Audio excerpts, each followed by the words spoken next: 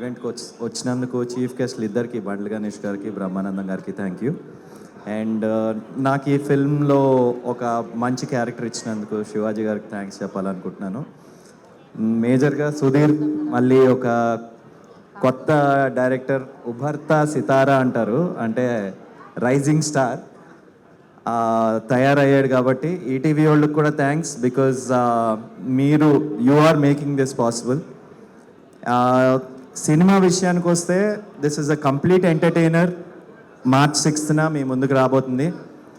Especially single screens వాళ్ళు friends చాలామంది చాలా కమెంట్లు నేను విన్నాను, చాలా రీల్స్ కూడా చూశాను, దట్ థియేటర్కి వెళ్తే ఒక 1000 రూపాయలు 2000 ఖర్చు అవుతుందని.